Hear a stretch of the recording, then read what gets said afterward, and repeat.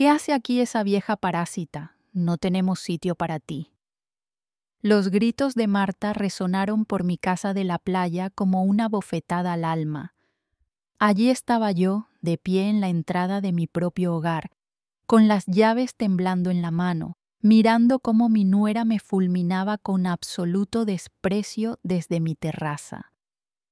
Había llegado temprano aquel viernes por la mañana, esperando encontrar mi santuario vacío y silencioso como de costumbre. En cambio, me encontré con una escena que nunca olvidaría. Mi casa había sido completamente tomada por la familia de Marta. Había al menos 3 coches desconocidos en mi entrada, música a todo volumen saliendo de mi salón y el olor a comida quemada impregnando el aire. Los niños corrían por mi terraza, gritando y jugando al fútbol contra las macetas de geranios rojos a las que yo había cuidado durante años. El césped, que yo misma cortaba cada fin de semana, estaba pisoteado y lleno de latas de cerveza vacías. Las sillas de mimbre que había comprado con tanto cariño el año anterior estaban cubiertas de toallas mojadas y ropa sucia. Mi hermoso jardín parecía un campo de batalla después de una fiesta fuera de control. Cuando Marta me vio, no mostró ni un atisbo de vergüenza. Al contrario, se plantó en la puerta principal como si fuera la dueña del lugar. Llevaba puesto uno de mis delantales favoritos, el que yo había bordado con mis propias manos hacía 10 años. Sus ojos tenían esa mirada fría que conocía tan bien, la que siempre me lanzaba en las cenas familiares cuando pensaba que nadie la veía. «Marta, no sabía que estabas aquí», dije, intentando encontrar la voz más calmada posible dentro de mi pecho oprimido. «Esta es mi casa. Llevo viniendo aquí todos los fines de semana festivos desde hace 20 años». Ella se rió. Fue una risa tan cruel que me hizo sentir pequeña e insignificante. «Ay, por favor», se burló. «Roberto me dijo que podíamos usar la casa todo el tiempo que quisiéramos. Además, nosotras sí estamos haciendo algo productivo aquí. Tú solo vienes a quejarte e interrumpir nuestros planes familiares». Más personas aparecieron detrás de ella, su hermana Verónica con sus 2 adolescentes, su madre de pelo canoso, que me miró como si yo fuera una intrusa, y otras 3 personas que ni siquiera conocía. Había un hombre mayor con una camisa hawaiana que parecía ser su tío, una joven con un bebé en brazos y otro hombre que fumaba tranquilamente en mi balcón como si no pasara nada. Todos me miraban con una mezcla de molestia y sorpresa, como si mi presencia en mi propia casa fuera una terrible incomodidad. La madre de Marta se acercó y me recorrió de arriba abajo con desprecio. «¿Esta es la famosa suegra de la que siempre hablas?», le preguntó a su hija en tono burlón. «Pensé que sería más imponente. Parece bastante corriente». Las risitas maliciosas de los demás me atravesaron como agujas. Allí estaba yo, con 70 años, con mi sencilla ropa de viaje, siendo juzgada por completos desconocidos en mi propia propiedad. «¿Dónde está Roberto?», pregunté, sintiendo que mi corazón empezaba a latir más rápido. Mi hijo tenía que estar allí. Él lo explicaría todo. ¿Había un malentendido? «Roberto está trabajando, como siempre», respondió Marta, cruzándose de brazos. «A diferencia de ti, él tiene responsabilidades de verdad. Mira, Elena, aquí no hay sitio para ti. Las habitaciones están todas ocupadas. La cocina se está usando para preparar comida para toda la familia y, francamente, tu presencia solo va a crear tensión innecesaria». Me quedé helada. En ese momento sentí como si el mundo se detuviera. en realidad me estaba echando de mi propia casa. La casa que construí ladrillo a ladrillo después de quedarme viuda, la casa por la que trabajé día y noche durante años como costurera para poder pagarla. Además, continuó Marta con una sonrisa venenosa, ya hablé con Roberto y estuvimos de acuerdo en que esta casa tiene que usarse más. No tiene sentido que esté vacía la mayor parte del tiempo mientras tú vives tan cómoda en la ciudad. Nosotros tenemos niños que necesitan espacio para crecer. Las palabras me golpearon como piedras. 20 años construyendo esta casa después de que muriera mi marido. 20 años pagando cada centavo de la hipoteca con el dinero que ganaba cortando y cosiendo ropa para las familias de otros. 20 años cuidando de cada detalle, de cada planta, de cada rincón de este lugar que se había convertido en mi santuario personal, mi único refugio del mundo. Esta casa es mía, Marta, conseguí decir, aunque mi voz sonó más débil de lo que me hubiera gustado. Tengo los documentos, yo pago todas las facturas. ¡Ay! Ya basta, me interrumpió, alzando aún más la voz. Siempre lo mismo, que si es tuya, que si tú pagas. Roberto es tu hijo, ¿no? Lo que es tuyo también es suyo, y lo que es suyo también es mío. Así funcionan las familias normales. Los niños habían dejado de jugar y todos me miraban en silencio. Podía sentir sus ojos sobre mí, juzgándome, esperando mi reacción. La humillación me quemaba las mejillas como fuego, pero algo dentro de mí se negó a romperse. Se negó a darles el espectáculo que estaban esperando. Una de las adolescentes, que parecía ser la sobrina de Marta, se acercó y me miró con insolencia. ¿Por qué no se va a un hotel? Mi tía tiene razón. Aquí no hay sitio para nadie más. Está bien, cariño, dije por fin con una sonrisa que nacía de mi alma, aunque sabía que no llegaba a mis ojos.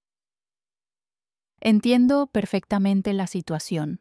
Marta sonrió victoriosa, creyendo que había ganado.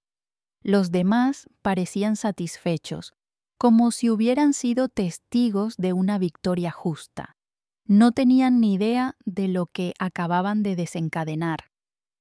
Mientras me alejaba de mi propia casa con pasos lentos y dignos, mi mente viajó 20 años atrás, cuando esta propiedad no era más que un solar vacío lleno de maleza y sueños.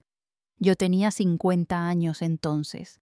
Acababa de quedarme viuda y Roberto apenas tenía 25. Éramos solo los dos contra el mundo y yo había tomado la decisión más importante de mi vida: construir un refugio para nuestra familia. Recordé aquella mañana de agosto cuando llegué al terreno con mis zapatos de trabajo y mi libreta de ahorros. Había guardado cada dólar trabajando como costurera, aceptando encargos desde las 4 de la mañana hasta las 11 de la noche. Vestidos de novia, uniformes escolares, arreglos de ropa, cortinas para las casas de los demás. Mis dedos sangraron 1000 veces sobre esa máquina de coser que todavía conservo, pero cada puntada era un ladrillo más cerca de mi sueño. El arquitecto me miró con desconfianza cuando le dije que quería construir una casa en la playa siendo una viuda costurera. Señora Cortés, esto le va a costar al menos $45,000, me dijo mientras revisaba sus papeles. ¿Está segura de que puede hacerse cargo de este gasto? Saqué mi libreta del banco y la puse delante de él. Tenía exactamente $45,000 ahorrados, centavo a centavo. Roberto me acompañó el primer día que llegaron los obreros. Tenía los ojos brillantes de emoción al ver cómo su madre convertía la pobreza en esperanza. «Mamá, ¿de verdad vamos a tener una casa en la playa?», me preguntó mientras yo marcaba dónde irían los cimientos. «No solo la vamos a tener, hijo», le dije, «la vamos a construir con nuestras propias manos». Y así lo hicimos. Durante 2 años, todos los fines de semana, conduje hasta aquí para supervisar la construcción. Cargué arena, pinté paredes y planté cada árbol del jardín. Roberto venía conmigo cuando no tenía clases en la universidad. Juntos elegimos las baldosas de la cocina, el color crema de las paredes y la posición exacta de cada ventana para dejar entrar la brisa del mar. Cuando por fin terminamos la casa, Roberto me abrazó en la terraza y dijo: «Mamá, eres la mujer más fuerte que conozco. Algún día, cuando tenga una familia, les contaré cómo mi madre construyó este paraíso con puro amor y trabajo duro». ¿Cómo había podido ese mismo chico permitir que su esposa me humillara en el lugar que yo había construido con tanto sacrificio? La casa no eran solo paredes y techo. Era el símbolo de mi independencia después de quedarme viuda. Era la prueba de que una mujer sola podía salir adelante sin depender de nadie. Era mi refugio cuando el mundo se volvía demasiado pesado. Mi lugar para recordar quién era Elena Cortés antes de convertirme solo en la mamá de Roberto. Cada objeto en esa casa tenía una historia. Compré la mesa del comedor con el dinero extra que gané haciendo vestidos de quinceañera durante 3 meses seguidos. Cosí yo misma las cortinas del salón con una tela que conseguí en oferta. El juego de ollas de la cocina me costó $200 que ahorré dejando de comprar ropa nueva durante todo un año.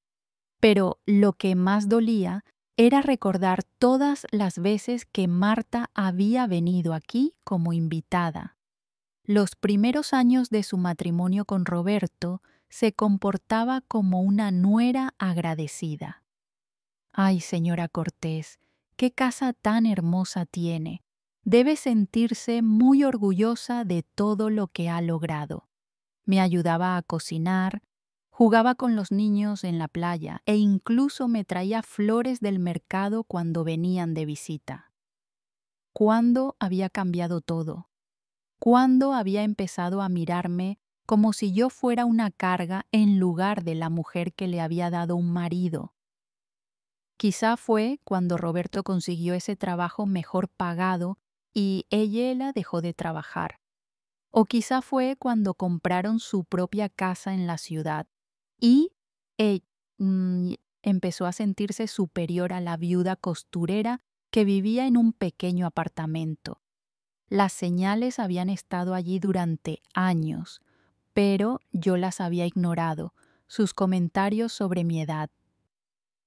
«Señora Cortés, debería descansar más, no es bueno que trabaje tanto a su edad», sus sugerencias sobre mi ropa. «¿Por qué no se compra algo más moderno? Roberto gana buen dinero ahora. Él puede ayudarla». Sus insinuaciones sobre la casa.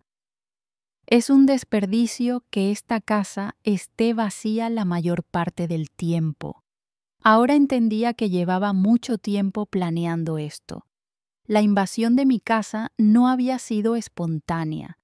Había sido calculada, pensada, diseñada para humillarme y apoderarse de lo que yo había construido con tanto esfuerzo. Mientras caminaba hacia mi coche, sentí algo que no había experimentado en décadas, una rabia fría y pura que subía desde mi estómago hasta mi garganta. No era la rabia ciega que te hace gritar y perder el control, era algo mucho más peligroso. Era la rabia inteligente de una mujer que había sobrevivido a la pobreza, a la viudez y a décadas de trabajo duro. Marta había cometido un error fatal. Había subestimado a Elena Cortés. Pensó que yo era una viejecita inofensiva que se quedaría callada ante la humillación. No sabía que estaba tratando con una mujer que había construido un imperio dólar a dólar, que había criado a un hijo sola, que se había enfrentado al mundo con las manos vacías y había ganado.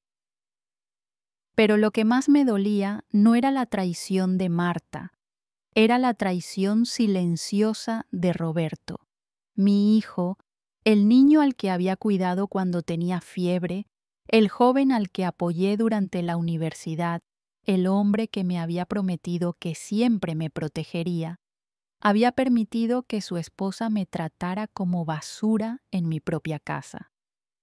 Subí a mi coche y encendí el motor. Tenía que encontrar un hotel para pasar la noche, pero sería solo algo temporal, muy temporal, porque Marta había declarado una guerra que no tenía idea de cómo pelear, y yo era una veterana. El Hotel Arenas Doradas me costó $85 la noche, dinero que no tenía pensado gastar porque se suponía que debía estar durmiendo en mi propia cama, en mi propia casa.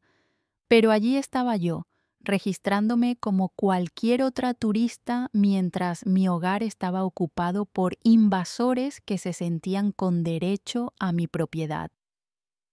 Esa noche no pude dormir. Cada vez que cerraba los ojos, veía la sonrisa arrogante de Marta. Escuchaba sus palabras venenosas. Sentía la humillación que me ardía por dentro. A las 6 de la mañana ya estaba despierta, tomando café y planeando mi siguiente movimiento. Decidí volver a la casa para intentar hablar con calma. Quizá había sido un malentendido. Quizá Marta había reaccionado mal por el estrés de tener a tanta familia junta. Quizá Roberto aparecería y pondría fin a la situación. Al fin y al cabo, era mi hijo. Él sabía mejor que nadie todo lo que yo había sacrificado por esa casa. Cuando llegué a las 8:01 de la mañana, encontré la puerta principal cerrada con llave, mi propia puerta. Tuve que tocar el timbre de mi casa como si fuera una visitante. Verónica, la hermana de Marta, abrió todavía en pijama y con cara de fastidio. ¿Qué quiere ahora?, preguntó sin siquiera saludarme. «Buenos días», respondí con toda la dignidad posible. He venido a recoger algunas de mis cosas personales y necesito hablar con Marta sobre esta situación. Marta está durmiendo y sus cosas ya no están aquí. Las pusimos en bolsas en el garaje para que no estorbaran. Mis cosas en bolsas en el garaje. Fue como si me clavaran un cuchillo en el pecho. ¿Cómo que mis cosas están en bolsas? Esta es mi casa, Verónica. Todo lo que hay aquí es mío. Mire, señora, no quiero problemas. Pero Marta me explicó toda la situación. Roberto le dio permiso para usar la casa y ustedes ya arreglaron todo. No sé por qué viene ahora a hacer drama. Me dejó entrar, pero yo me sentía como una intrusa en mi propio hogar. El olor era distinto, olía a comida extraña, a cigarrillos y a perfume barato. Mi salón estaba lleno de colchones inflables y ropa tirada por todas partes. Los muebles que yo había elegido con tanto cariño estaban manchados y desordenados. Cuando entré en la cocina, casi se me paró el corazón. Mi hermosa cocina, la que había diseñado pensando en todas las comidas familiares que prepararía allí, estaba completamente destrozada. La estufa tenía grasa quemada por todas partes.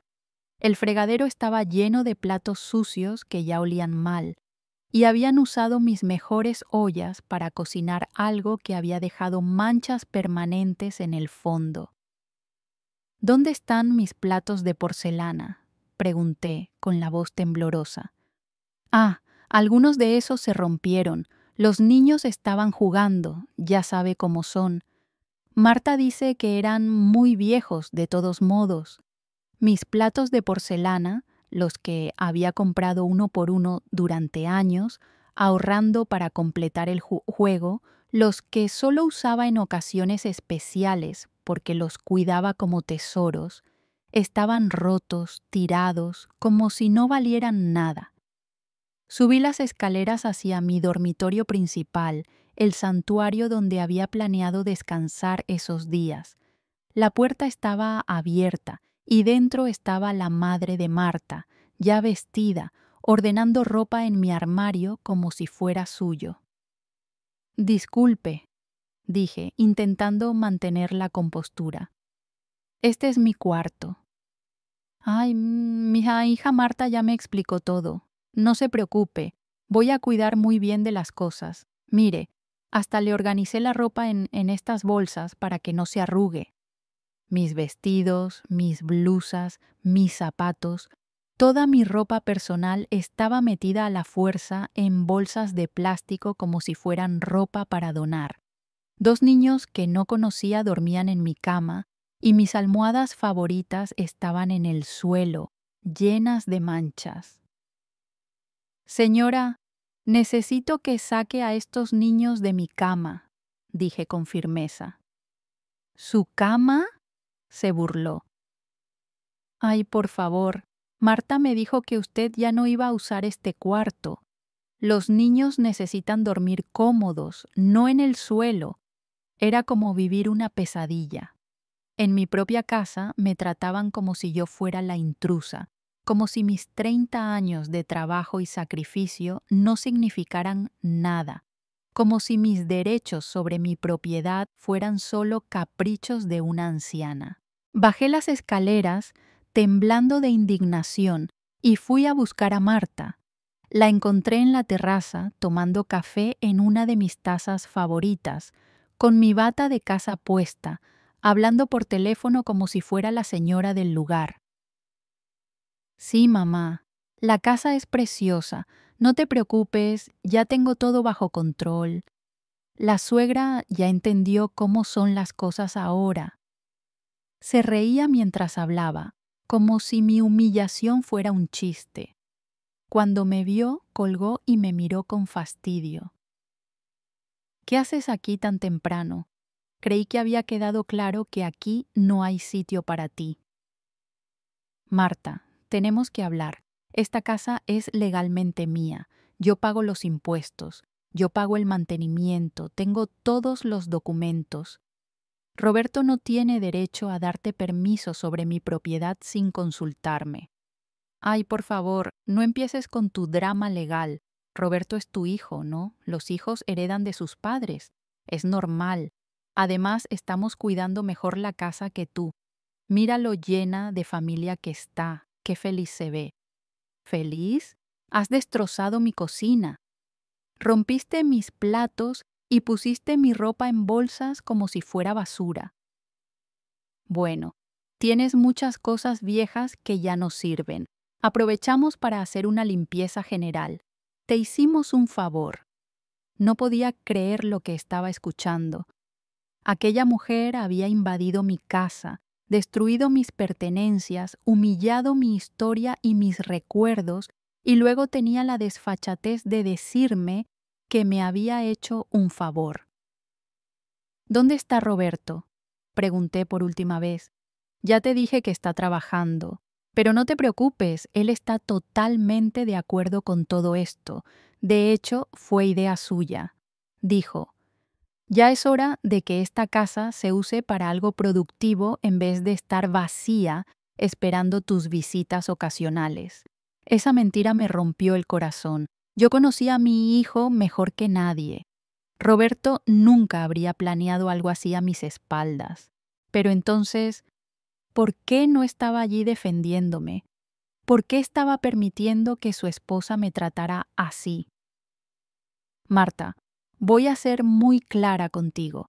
Tienes hasta mañana para sacar a toda tu familia de mi casa. Esta situación se va a acabar ahora mismo. Ella soltó esa risa cruel que ya conocía demasiado bien. ¿Qué vas a hacer? ¿Llamar a la policía? ¿Vas a demandar a tu propio hijo? No seas ridícula, Elena. Sabes que no puedes hacer nada contra nosotros. Somos familia.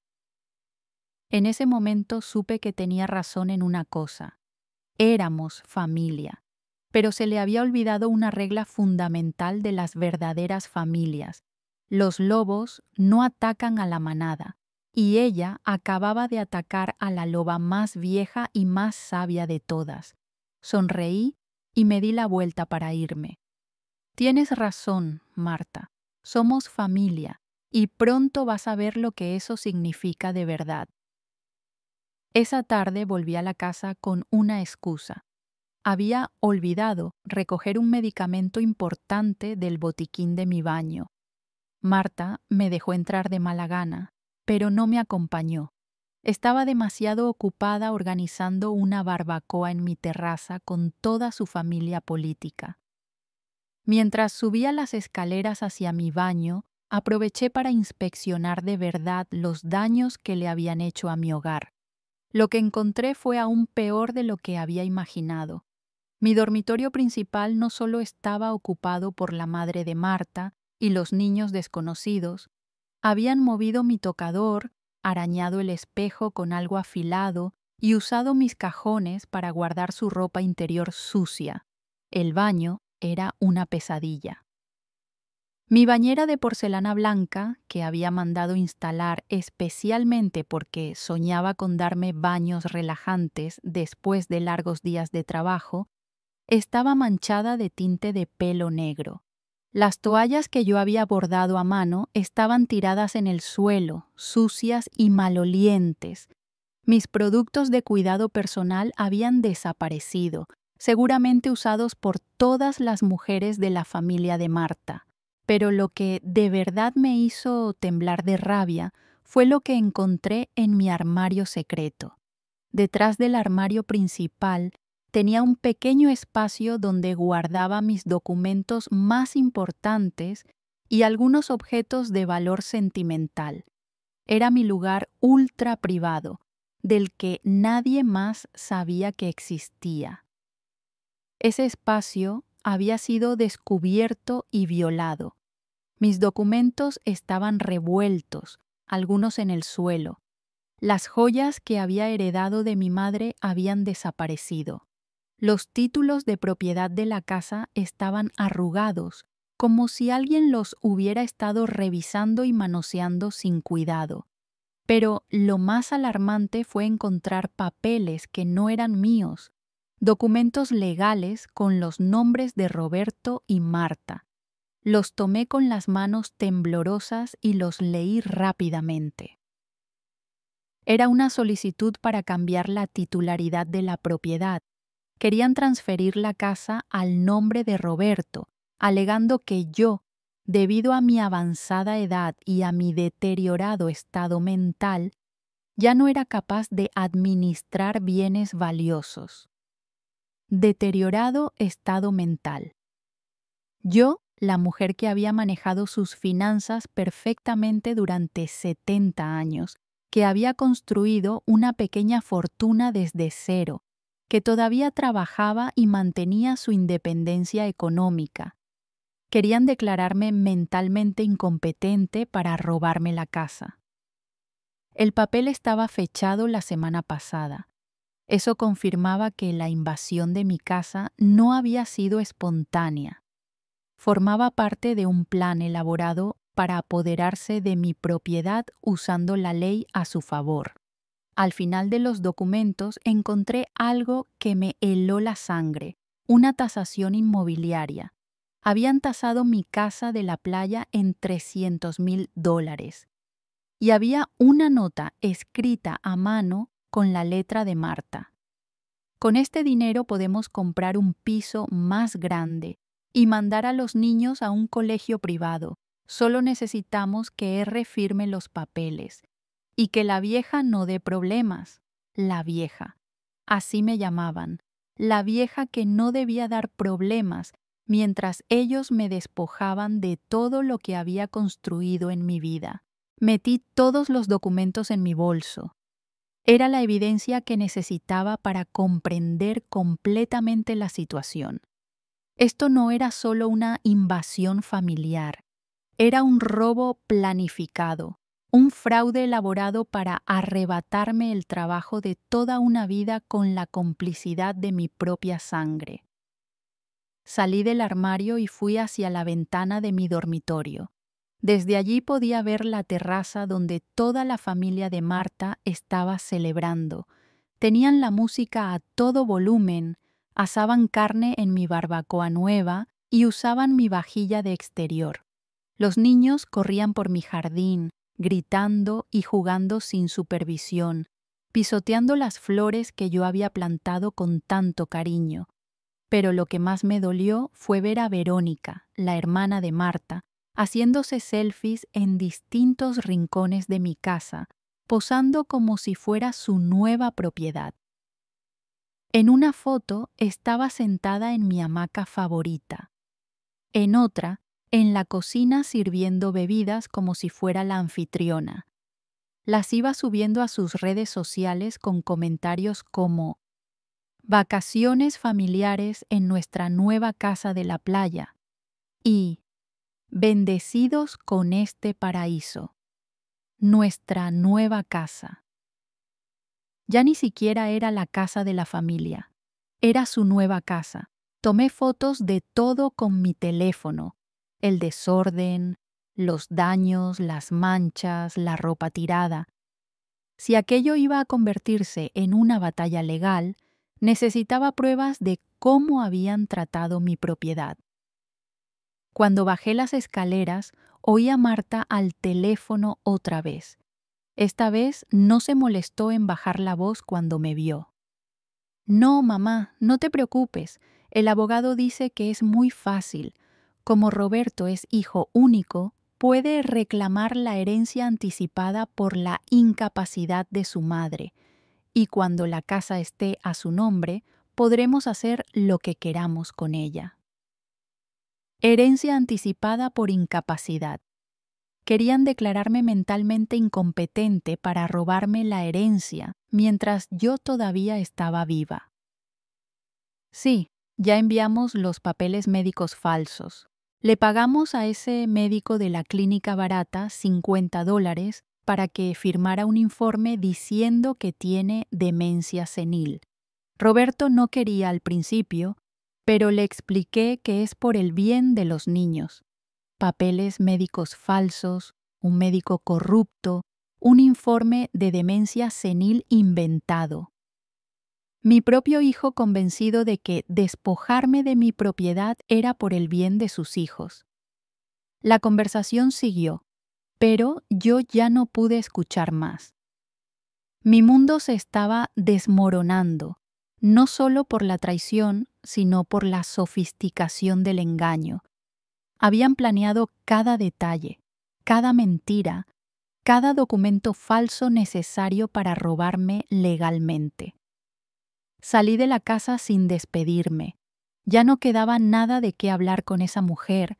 Las palabras habían perdido todo significado. Aquello ya no era un conflicto familiar que pudiera resolverse con conversaciones y buenos sentimientos. Era una guerra, y ellos habían disparado el primer tiro usando las armas más sucias posibles: mentiras, documentos falsos, corrupción médica y la manipulación de mi propio hijo. Pero habían cometido un error fatal. Habían subestimado a su enemiga. Pensaron que Elena Cortés era una anciana indefensa que se rendiría ante la primera amenaza legal. No sabían que estaban luchando contra una mujer que había construido todo lo que ellos tenían desde la nada. Una mujer que conocía el verdadero valor del dinero, del trabajo honesto y de la justicia de verdad. Ahora era mi turno de planear. El lunes por la mañana, Roberto por fin apareció. Llegó a la casa en su coche nuevo, ese Toyota que había comprado con el dinero del ascenso que consiguió el año pasado.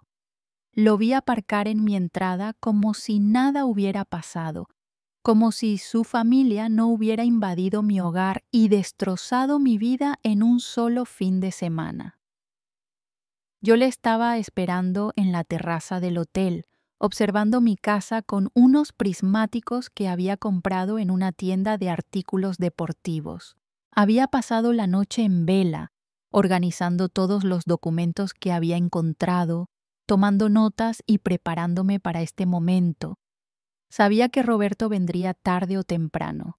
Tenía que venir. Su plan no podía ejecutarse sin su firma personal. Lo vi saludar a Marta con un beso en la mejilla, abrazar a algunos de los niños que corrían por el jardín y comportarse como si todo fuera completamente normal, como si a su madre no la hubieran humillado y echado de su propia casa, como si él no fuera cómplice de un elaborado fraude para robarme la propiedad. Esperé 20 minutos antes de caminar hacia la casa. Necesitaba que se sintiera cómodo, que creyera que tenía el control de la situación. Cuando toqué el timbre, fue él quien abrió la puerta. «Mamá», dijo con esa sonrisa forzada que usaba cuando sabía que había hecho algo malo, la misma sonrisa que ponía de niño cuando lo sorprendía mintiendo sobre sus notas. «¿Cómo estás? Marta me dijo que viniste el fin de semana». «¿Marta te lo dijo?», repetí lentamente, midiendo cada palabra. «¿Eso fue todo lo que te contó, Roberto?». «Pues sí, dijo que hubo un pequeño malentendido, pero que todo ya está arreglado. Pensé que ya habíamos hablado de esto antes». «¿Hablado de qué exactamente?». Roberto se puso nervioso. Empezó a jugar con las llaves del coche, como siempre hacía cuando mentía. De usar la casa. Ya sabes, tú vienes aquí tampoco, mamá. Y la familia de Marta necesita un lugar donde reunirse en vacaciones. Ah, ya veo. ¿Y también hablamos de declararme mentalmente incompetente? Su cara se volvió blanca como una sábana. ¿De qué estás hablando? Saqué los documentos de mi bolso y se los puse delante. De esto estoy hablando, Roberto, solicitud de traspaso de propiedad por incapacidad mental de la propietaria. ¿Te suena? Sus manos temblaron al coger los papeles. Por un momento vi a mi verdadero hijo, al niño asustado que había criado yo sola durante tantos años, pero ese momento duró solo unos segundos, antes de que Marta apareciera detrás de él. «¿Qué pasa aquí?», preguntó con esa voz de control que siempre usaba. «Roberto, creí que habíamos quedado en que no había nada de qué hablar». Marta encontró los papeles. «¿Qué papeles?», preguntó, fingiendo inocencia. «Roberto, tu madre está confundida otra vez. Ya sabes cómo se pone cuando está estresada». «No estoy confundida, Marta.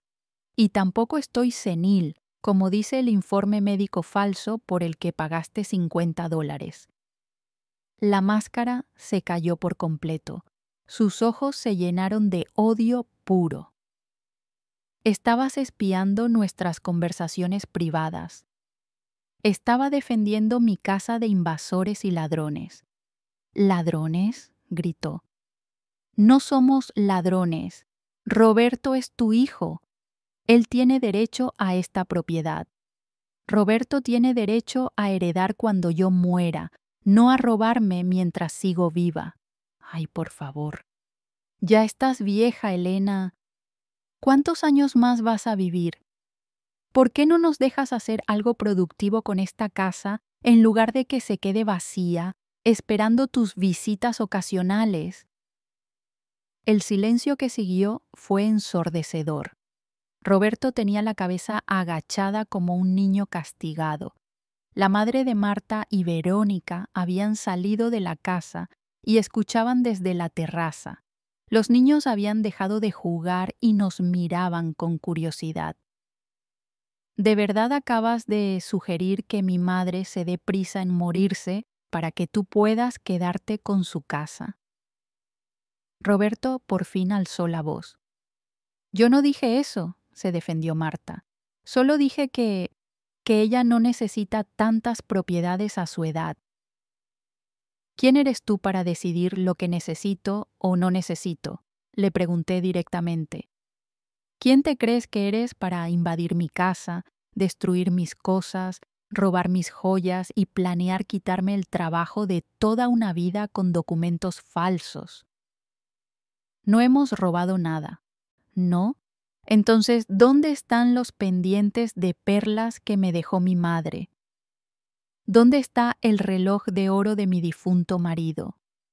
¿Dónde están las monedas de plata que tenía guardadas en mi armario secreto? Roberto me miró sorprendido. ¿Qué monedas de plata? Las que tu esposa conoce porque revisó todos mis documentos privados buscando maneras de robarme. Eso es mentira, gritó Marta, pero su cara la delataba. Roberto, le dije a mi hijo con la voz más serena que pude encontrar. Necesito que me digas la verdad ahora mismo. ¿Sabías de los papeles de traspaso de propiedad? Yo... Díselo, le gritó Marta. Dile que lo sabías, dile que estabas de acuerdo, dile que ya es hora de que pienses en tu verdadera familia en lugar de complacer a tu mamá toda la vida. Cállate, Marta. Roberto por fin explotó. Simplemente cállate. Todos nos quedamos en silencio. Roberto nunca le gritaba a su esposa. Era un hombre tranquilo, evitaba el conflicto, siempre buscaba la paz familiar. Verlo perder el control de esa manera fue impactante para todos. Mamá, dijo con lágrimas en los ojos, yo nunca quise que las cosas llegaran a esto. Pero sabías de los papeles, ¿verdad? ¿Sí o no? Sí, susurró. Sí, lo sabía. Mi corazón se rompió en 1000 pedazos. Una cosa era sospechar de la traición de mi hijo, pero era algo muy distinto escucharlo confirmarlo con su propia voz. Y también sabías lo del informe médico falso. Marta dijo que era solo una formalidad, que todos los hijos tienen que hacer eso cuando sus padres llegan a cierta edad, que era normal, que era para protegerte. ¿Protegerme de qué, Roberto? De tomar malas decisiones con tu dinero. ¿Qué malas decisiones? ¿Gastar mi dinero en mi casa para mis vacaciones? No, mamá, pero Marta tiene razón en que la casa está vacía la mayoría del tiempo y nosotros tenemos gastos. Tenemos niños que necesitan... ¿Y por eso decidiste robarme en lugar de pedirme ayuda? No te estamos robando, volvió a interrumpir Marta. Te estamos ayudando a ser más práctica con tu dinero. Ayudarme a ser práctica falsificando informes médicos, inventando que tengo demencia e invadiendo mi casa como ladrones. Ya basta, chilló Marta. Roberto, dile la verdad de una vez. Dile que ya hablaste con el abogado, que los papeles están listos, que solo falta tu firma para transferir la propiedad. Dile que es hora de que te comportes como un hombre en lugar de como un niño obediente.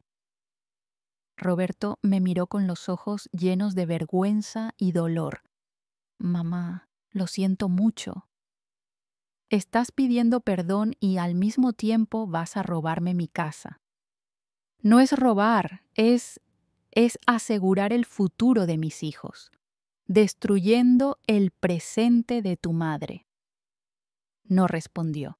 Simplemente se quedó allí, atrapado entre su esposa, que lo presionaba para que firmara mi sentencia de muerte financiera, y su madre, que lo miraba con el corazón roto. Está bien, Roberto, dije al fin. Lo entiendo. Ya sé dónde están tus lealtades. Me di la vuelta para regresar a mi coche pero me detuve y les miré a todos. Solo una cosa más, pensaste que Elena Cortés era una anciana indefensa que se rendiría sin pelear. Te equivocaste. Luché contra la pobreza y gané. Luché contra la viudez y gané. Construí esta propiedad ladrillo a ladrillo cuando tú ni siquiera estabas en mi vida. Y ahora voy a luchar contra ustedes y también voy a ganar. La sonrisa triunfal desapareció del rostro de Marta. Por primera vez vi miedo en sus ojos. ¿Con qué abogado?, preguntó con la voz temblorosa. No tienes dinero para batallas legales, sonreí. ¿Quién te dijo que no tengo dinero, querida? Salí de mi casa con la dignidad intacta, pero con el corazón roto. Roberto había tomado su decisión. Había elegido el dinero fácil en lugar de la mujer que lo había criado, educado y amado incondicionalmente durante 45 años. Había elegido los gritos manipuladores de su esposa por encima de la voz silenciosa de su propia conciencia. Pero si pensaban que yo iba a quedarme en un rincón llorando, estaban completamente equivocados. Conduje directamente al banco. Necesitaba comprobar exactamente cuánto dinero tenía disponible para esta guerra. Durante los últimos 20 años, había seguido ahorrando religiosamente, incluso después de terminar de pagar la casa. Cada mes apartaba $300 de mi pensión y de los ingresos de mi trabajo de costurera. Había aprendido desde joven que el dinero ahorrado era poder, era seguridad, era libertad. El director del banco, Alejandro Pérez, me conocía desde hacía 15 años. Era un hombre serio y profesional que siempre había respetado mi disciplina financiera. Elena, ¿en qué puedo ayudarte hoy?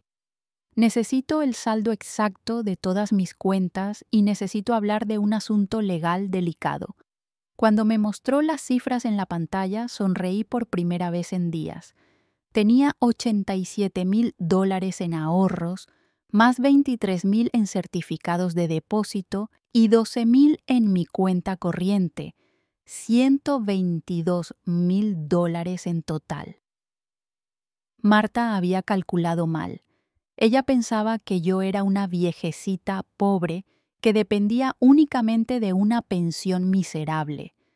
No sabía que Elena Cortés había sido una hormiga trabajadora toda su vida, ahorrando cada centavo para protegerse precisamente de este tipo de situación.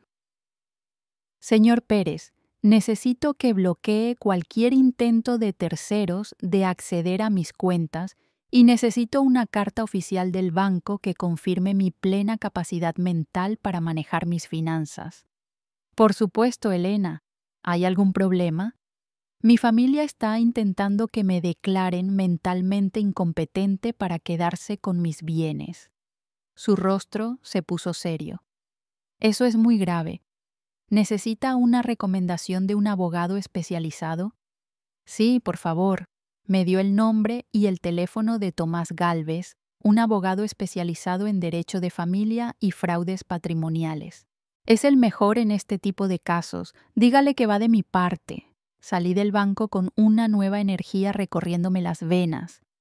No era solo la tranquilidad de saber que tenía recursos económicos para defenderme. Era la claridad mental de tener un plan de acción concreto. Llamé a Tomás Gálvez desde el estacionamiento del banco. Su secretaria me dio cita para esa misma tarde. El abogado puede verla a las 16:00. Es urgente, ¿verdad? Muy urgente. Pasé el resto de la mañana organizando todos los documentos que había reunido, los papeles falsos de traspaso de propiedad, las fotos de los daños a mi casa, la lista de objetos robados y copias de todos mis títulos de propiedad legítimos. También imprimí capturas de pantalla de las redes sociales de Verónica, donde presumía de su nueva casa en la playa. A las 16 estaba sentada en el elegante despacho de Tomás Gálvez. Era un hombre de unos 60 y tantos años, de pelo canoso, con ojos inteligentes y modales profesionales que inspiraban confianza inmediata. Señora Cortés, cuéntemelo todo desde el principio. No omita ni un solo detalle. Le relaté toda la historia, la invasión de mi casa, las humillaciones de Marta, los documentos fraudulentos, el informe médico falso, las joyas robadas, la traición de Roberto. Él tomó notas detalladas, haciendo preguntas precisas que demostraban su experiencia en este tipo de casos. ¿Tiene los documentos originales de la propiedad? Sí, todos. La casa está al 100% a mi nombre. Yo pagué cada centavo de la construcción y tengo todos los recibos de los últimos 20 años. El médico que supuestamente firmó el informe de demencia ¿la ha examinado alguna vez? Nunca en mi vida lo he visto, ni siquiera sé cómo se llama. Excelente. Eso es falsificación de documentos médicos, un delito federal. ¿Tiene alguna documentación de las joyas robadas? Estoy segura de que sí. Parte de ellas, especialmente el reloj de mi difunto marido, están aseguradas por $3,000. Tomás sonrió. Señora Cortés, su caso es sólido, muy sólido. Tenemos allanamiento, robo, falsificación de documentos, intento de fraude patrimonial y posiblemente corrupción médica. Su familia se ha metido en un buen lío. ¿Qué podemos hacer? Varias cosas. Primero, mañana presentaremos una demanda de desahucio por ocupación ilegal. Segundo, denunciaremos el robo de sus joyas ante la policía. Tercero, reportaremos la falsificación de documentos médicos al Colegio de Médicos y a la Fiscalía. Y cuarto, solicitaremos una orden de alejamiento para impedir que sigan usando su nombre de forma fraudulenta. ¿Cuánto tardará todo eso? El desahucio puede ser inmediato si el juez ve pruebas claras de ocupación ilegal. En casos como este, donde los ocupantes no tienen ningún derecho legal sobre la propiedad, la ley actúa con rapidez. ¿Cuánto va a costar? Mis honorarios son $5,000 por todo el proceso. ¿Puede pagarlos? Puedo pagarlos hoy mismo, si quiere. Su sonrisa se ensanchó. Me gusta trabajar con clientes que se toman en serio su defensa legal. Señora Cortés, su familia pensó que usted era una anciana indefensa, pero se equivocaron. Usted es una mujer preparada. Llevo 70 años preparándome para defenderme del mundo, licenciado. No voy a parar ahora. Excelente actitud. Una pregunta importante. ¿Está dispuesta a llegar hasta el final? Porque cuando empecemos este proceso, su relación con su hijo probablemente será irreparable. Guardé silencio un momento, pensando en Roberto, en el niño que había sido, en el hombre que podría haber sido, en el cobarde en el que se había convertido. Licenciado, mi hijo me traicionó por dinero, me declaró mentalmente incompetente por dinero y me humilló públicamente por dinero. Si nuestra relación puede romperse tan fácilmente por dinero, entonces nunca fue una relación real. Y si intenta arrepentirse y disculparse durante el proceso, entonces tendría que haber pensado en eso antes de firmar papeles para robarme.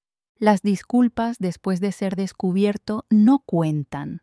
Tomás asintió con respeto. Entendido. Procederemos con todo. A primera hora de la mañana presentaremos todas las demandas. Hay una cosa más, licenciado. Quiero que entiendan que Subestimaron por completo a su oponente. Quiero que aprendan que las consecuencias de traicionar a la familia son reales y permanentes. ¿Qué tiene en mente? Quiero que esta demanda sea pública. Quiero que todos sus amigos, vecinos y conocidos sepan exactamente lo que hicieron. Quiero que el costo social de su traición sea tan alto como el costo legal. Eso se puede arreglar.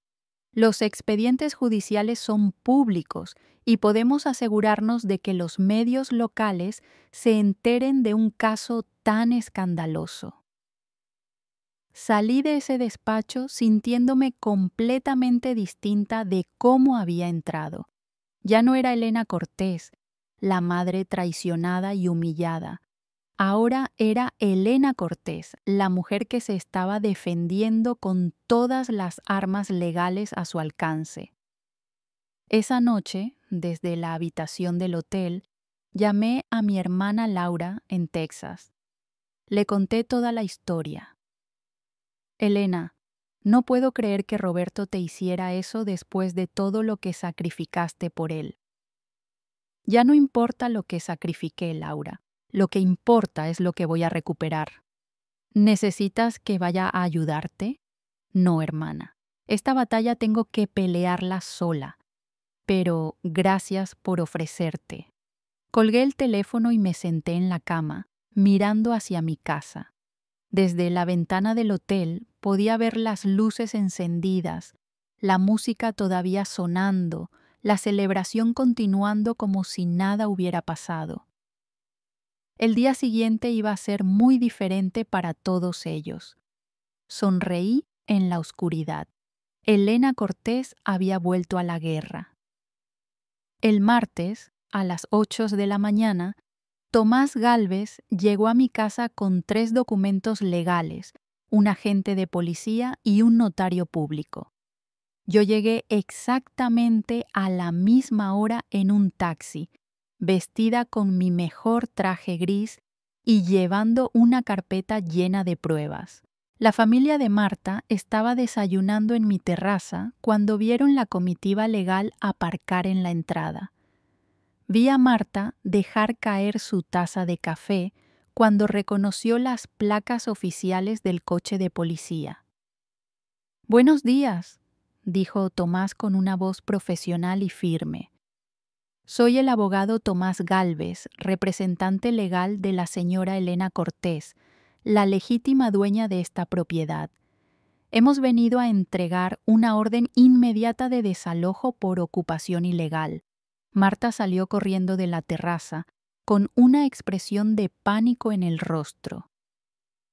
«¿De qué está hablando? Esta es la casa de mi marido. Tenemos derecho a estar aquí». «Señora», respondió el agente de policía, ¿tiene algún documento que pruebe derechos legales sobre esta propiedad? Mi marido es el hijo de la dueña. Él me dio permiso». «¿Dónde está su marido en este momento?» Él está trabajando». Tomás sacó los primeros documentos.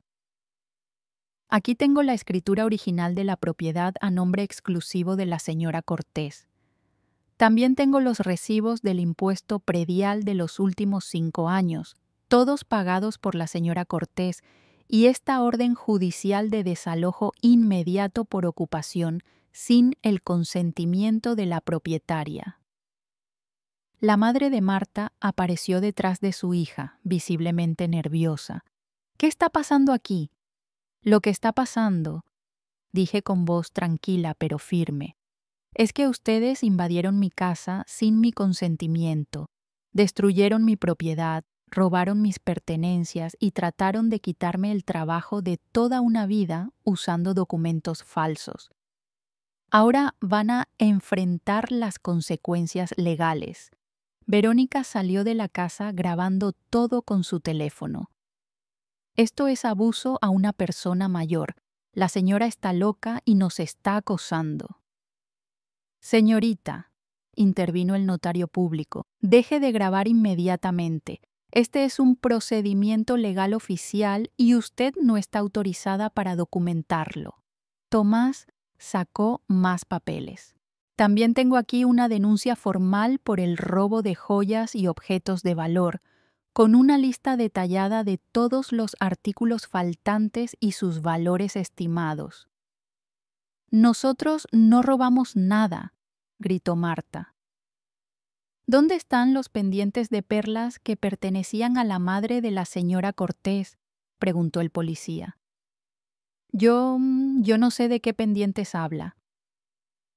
¿Y el reloj de oro del difunto esposo de la señora Cortés asegurado por $3,000? Marta guardó silencio. Su cara se puso roja de vergüenza. Además, continuó Tomás, tenemos pruebas de falsificación de documentos médicos para intentar declarar mentalmente incapaz a la señora Cortés. Eso es un delito federal castigado con pena de prisión. ¿Documentos médicos?, preguntó el agente. ¿Qué clase de documentos? Le mostré los papeles que había encontrado. Un informe falso que dice que tengo demencia senil, firmado por un médico que jamás me ha examinado, pagado con $50 para facilitar el robo de mi propiedad. El agente de policía revisó los documentos y frunció el ceño. «Esto es muy grave, señora», le dijo a Marta. «¿Usted pagó por un informe médico falso?» Yo no, solo queríamos ayudarla. Es demasiado mayor para manejar tantas propiedades. ¿Y por eso decidió robarle la casa usando documentos fraudulentos? Justo entonces llegó Roberto, conduciendo a toda velocidad. Salió del coche con una expresión de absoluta desesperación. Sin duda, alguien le había avisado de la llegada de la policía. «¿Qué está pasando aquí?», preguntó, casi sin aliento. Su esposa y su familia están siendo desalojadas legalmente de la propiedad de su madre por ocupación ilegal, le explicó Tomás. Y usted, señor Cortés, está siendo citado como cómplice en un caso de intento de fraude patrimonial. ¿Fraude patrimonial? Le mostré los documentos. Los papeles de traspaso de la propiedad que ibas a firmar para robarme la casa, Roberto. Los papeles que tu esposa tenía escondidos en mi armario secreto. Roberto se puso pálido.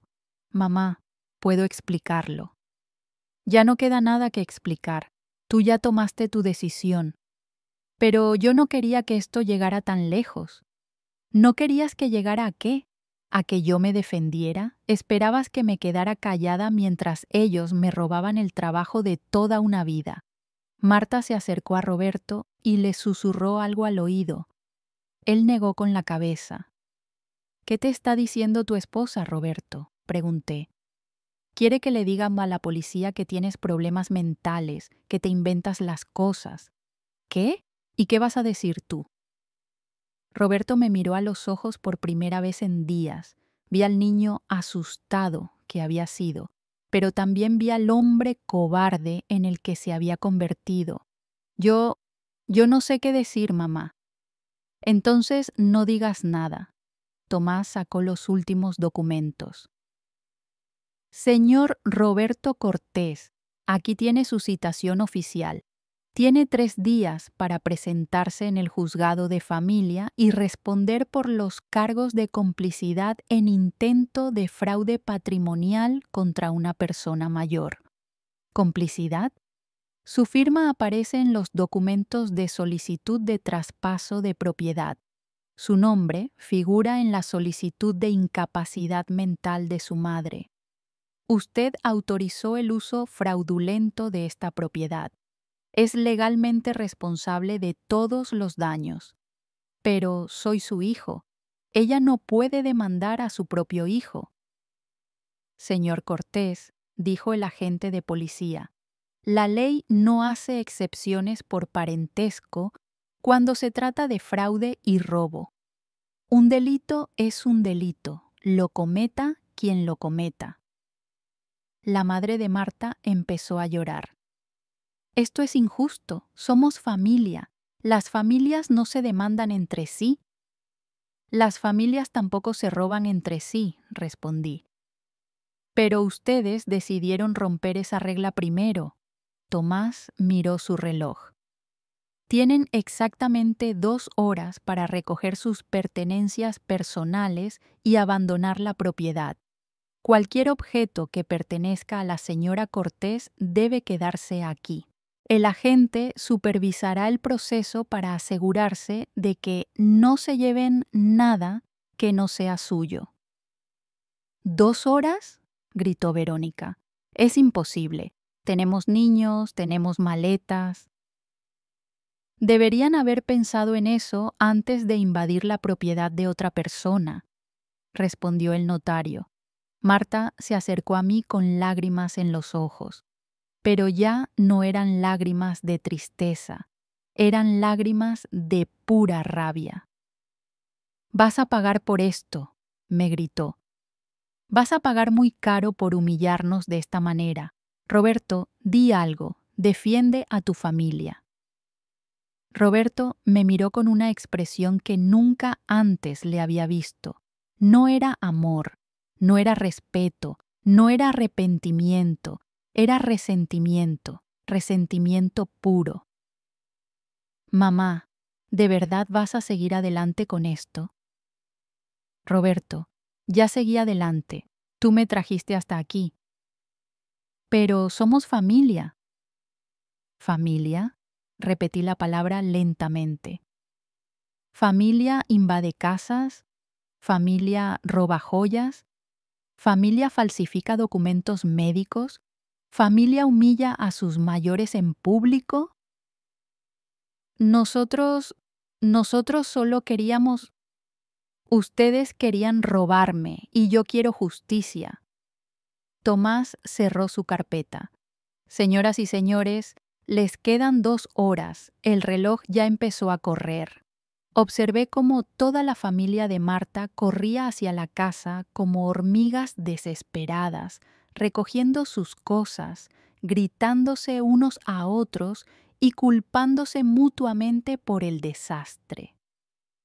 Pero yo me quedé de pie en mi jardín, viendo cómo el plan que habían creado para destruirme se desmoronaba por completo. Elena Cortés había contraatacado y ganado la primera ronda. Las 2 horas más largas de mi vida pasaron como una película de drama familiar en cámara rápida. Desde la terraza de mi casa recuperada, vi cómo la invasión que habían planeado con tanto cuidado se deshacía pieza por pieza. La primera en derrumbarse fue la madre de Marta. Después de media hora de llorar y gritar, se sentó en las escaleras y se negó a ayudar con el equipaje. «Esto es culpa tuya, Marta», le gritó a su hija. «Me dijiste que todo estaba arreglado. Me dijiste que la vieja había aceptado todo». «Mamá, cállate y ayúdame a empacar», respondió Marta, metiendo ropa a la fuerza en bolsas de plástico. La vieja nos tendió una trampa, se hizo la anciana indefensa y resulta que tenía abogados y dinero ahorrado. Verónica grababa todo el proceso con su teléfono, pero ahora ya no eran videos celebrando su nueva casa en la playa. Eran videos de la humillación pública de una familia siendo desalojada legalmente como ocupantes ilegales. «Esto se va a hacer viral», gritaba mientras filmaba a su hermana empacando. «Todo el mundo va a saber cómo nos trató. Van a ver qué clase de persona es esta señora». El agente de policía le quitó el teléfono. «Señorita, ya la advertimos sobre grabar sin autorización durante un procedimiento legal. Si continúa, será arrestada por obstrucción a la justicia». Los niños corrían por la casa llorando y gritando, sin entender por qué tenían que irse del paraíso en el que habían estado jugando. Uno de ellos, un niño de unos 8 años, se me acercó. Señora, pues ¿por qué nos echa? Nosotros no hicimos nada malo. Se me rompió un poco el corazón. Los niños eran inocentes en todo aquello. Habían sido usados como peones en el plan de sus padres. No los estoy echando porque hayan hecho algo malo, le expliqué con voz suave. Les estoy pidiendo que se vayan porque esta es mi casa y su familia vino aquí sin pedir mi permiso. Pero mi mamá dijo que ahora esta era nuestra casa. Tu mamá se equivocó.